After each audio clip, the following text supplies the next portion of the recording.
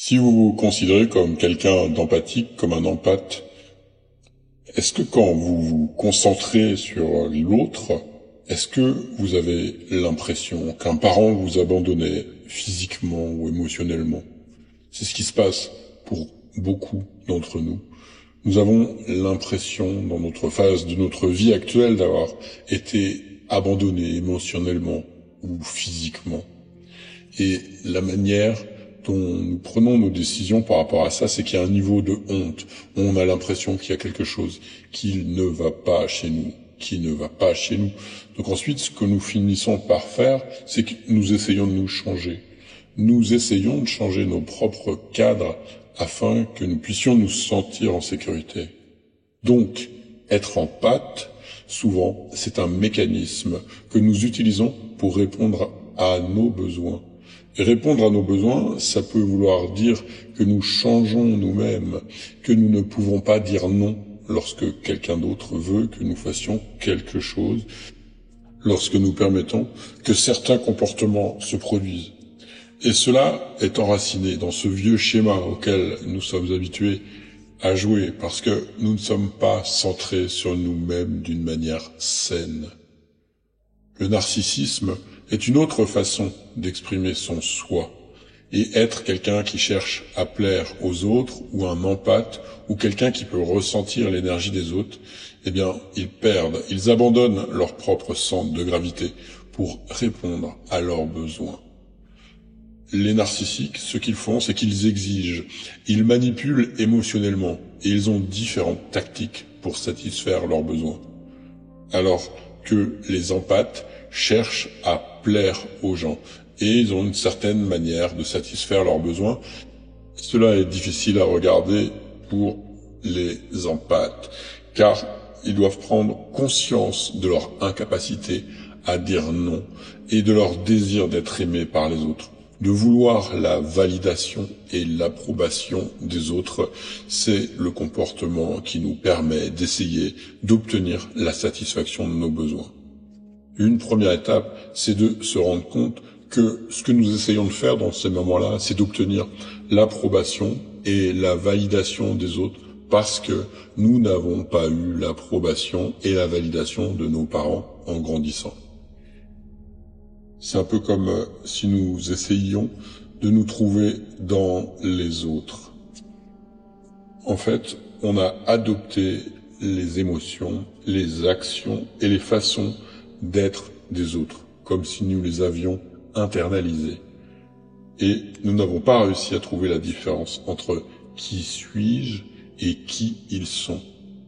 Et pourtant, quand il s'agit de limites, un mantra important à se rappeler, c'est que c'est leur merde, c'est pas la nôtre. Parce que, en tant qu'empathe, vous ne savez pas faire la différence. Prenons l'exemple des amis. Ils vous proposent de sortir, ils veulent sortir, vous avez pas le temps, vous n'avez pas envie, et pourtant, vous ne pouvez pas dire non, parce que leur malheur ou leur désapprobation, eh bien, vous le prenez comme émotion. Vous finissez par ressentir cela. Et maintenant, ce que nous croyons, c'est que le narcissisme ou les empathes, que c'est enraciné dans cet abonnement pendant l'enfance. Le plus drôle, c'est que pour répondre à nos besoins, nous allons passer par là pour nous changer. Nous allons changer notre propre énergie pour que les autres nous aiment ou pour recevoir l'approbation des autres. C'est comme si nous nous abandonnions à nous-mêmes. Et ça nous emmène ensuite à changer notre centre de gravité et être ainsi avec les autres. Pour sortir de tout ça, il y a vraiment une phase à traverser. C'est une phase où on va prendre conscience de cela et que nous devrions arrêter de nous abandonner nous-mêmes.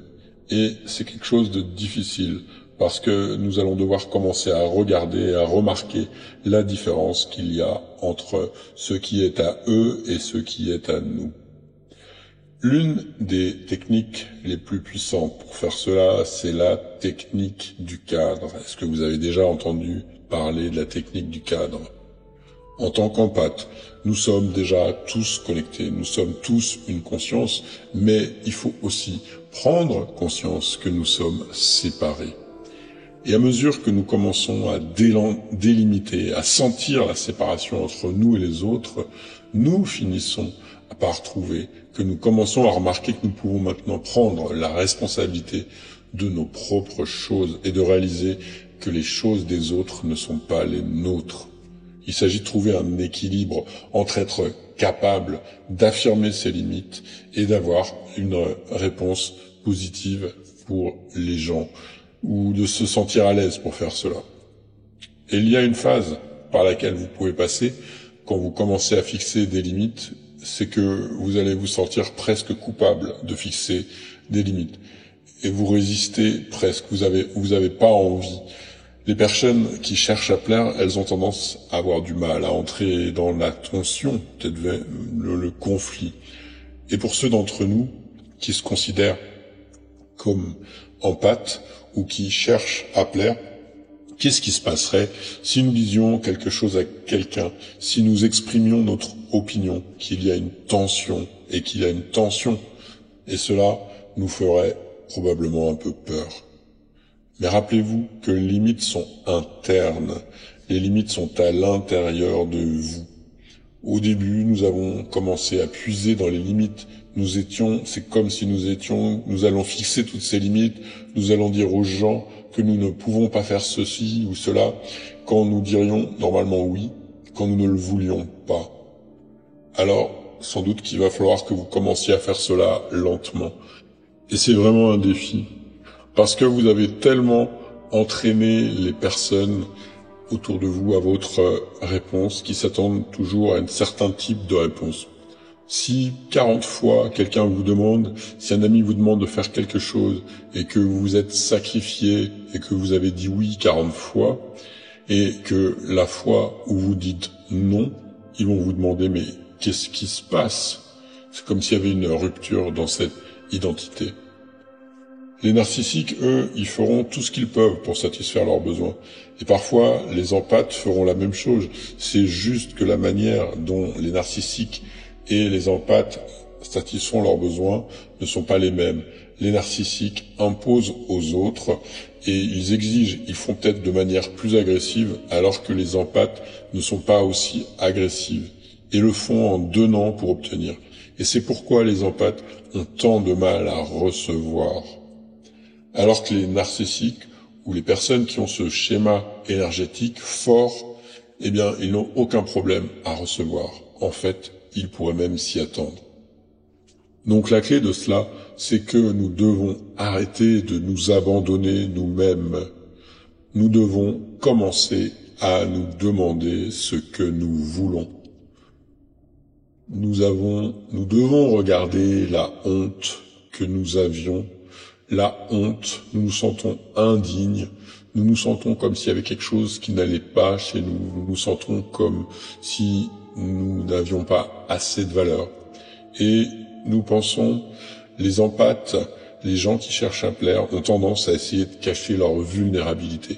Parce que la vulnérabilité, c'est la capacité à aller dans notre blessure. Si vous avez le courage de vous exprimer auprès des autres personnes de manière plus authentique, cela guérira tout ce dont nous parlons en ce moment. Et quelqu'un qui est empathe, qui cherche à plaire, par exemple quelqu'un qui a du mal avec les femmes ou avec les rendez-vous, en général, quelle que soit la dynamique, ils peuvent avoir aussi du mal à manifester réellement un désir d'intimité parce qu'ils ne veulent pas être rejetés. Ils ont peur de la blessure d'abandon. Donc une chose à faire, c'est d'aller dans la vulnérabilité. Être vulnérable, s'exprimer réellement et aller dans ces situations en sachant que l'on pourrait être rejeté. C'est la même chose avec les amitiés. Quelqu'un pourrait ne pas être votre ami si vous dites non pour sortir à une fête ou aller à un endroit ou quoi que ce soit d'autre. Mais devinez quoi? Ce que pensent les autres, c'est leur problème, ce n'est pas le vôtre. Et s'ils ne veulent pas être votre ami parce que vous ne voulait pas faire quelque chose qu'il souhaite, alors ça veut juste dire que c'était une relation qui était superficielle. Donc est-ce qu'elle valait vraiment la peine de continuer à être entretenue? Nous entraînons les gens à nous répondre en fonction de la façon dont nous permettons aux gens de nous traiter. La chose à vraiment examiner, c'est qu'est-ce qui est à nous, qu'est-ce qui est à eux. Comment est-ce que je peux prendre la responsabilité de ma propre énergie et comment est-ce que je peux remplir mon propre verre en étant vulnérable, en étant authentique. Plus vous êtes vulnérable et authentique, plus vous serez récompensé. Il y aura peut-être des réflexions qui ne sont pas souhaitables, peut-être qu'il y aura une tension, mais la tension n'est pas quelque chose de mauvaise. Quand vous êtes enfant et que vos parents vous traitent d'une certaine façon, cela a pu être une mauvaise chose et c'est une signification que vous avez verrouillé dans quelque chose du passé que vous continuez à vivre maintenant dans votre vie et vous pensez du coup que la tension est mauvaise. Donc la clé, c'est d'arrêter de s'abandonner soi-même, de faire le choix d'être vulnérable, de se mettre en avant, d'avoir le courage de se tenir dans son propre cadre. Tenir son propre cadre, ça veut simplement dire être dans son corps. Juste être dans son corps et sentir la séparation entre moi et les autres personnes. Et quand vous commencez à faire cela, vous allez devenir conscient de la fréquence à laquelle vous vous adressez aux gens et de votre désir absolu d'avoir une réponse.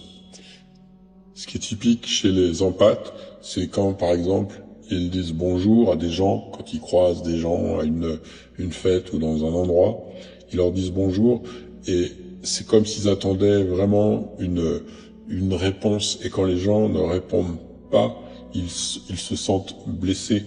Il y a comme une espèce d'avidité pour être absolument reconnu. Mais en fait, quand vous allez commencer à rentrer dans votre corps, eh bien, vous allez réaliser que vous n'avez besoin de rien, de personne d'autre. Et vous verrez que la réponse des autres sera complètement différente. Votre corps est rempli d'énergie. Et plus vous allez rentrer dans votre corps, plus vous allez être magnétique. Vous allez être en train de tirer l'énergie plutôt que de pousser l'énergie. Plus vous rentrez dans votre corps, plus vous allez voir que c'est leurs problèmes, pas les vôtres.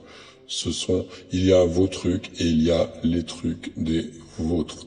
Vous ne pouvez pas être l'énergie de tout le monde. La question pour vous maintenant, c'est comment vous choisissez d'être dans ce moment. Comment pouvez-vous être vulnérable? Comment pouvez-vous vous mettre en avant? De quelle manière pouvez-vous vous incarner en tant qu'être humain? Et comment vous abandonnez souvent votre pouvoir pour essayer de plaire aux autres? Le message que j'aimerais véhiculer, c'est que nous devons nous recentrer, nous devons tenir notre propre cadre, exprimer notre véritable vulnérabilité et cesser d'aller chercher la validation à l'extérieur. En prenant la responsabilité de notre énergie, nous devenons magnétiques et nous attirons les bonnes personnes et les bonnes opportunités dans notre vie. Merci pour votre écoute. Si vous souhaitez nous aider, vous pouvez rejoindre notre chaîne, laisser un super merci et regarder aussi cette vidéo qui vous aidera à élever votre vibration.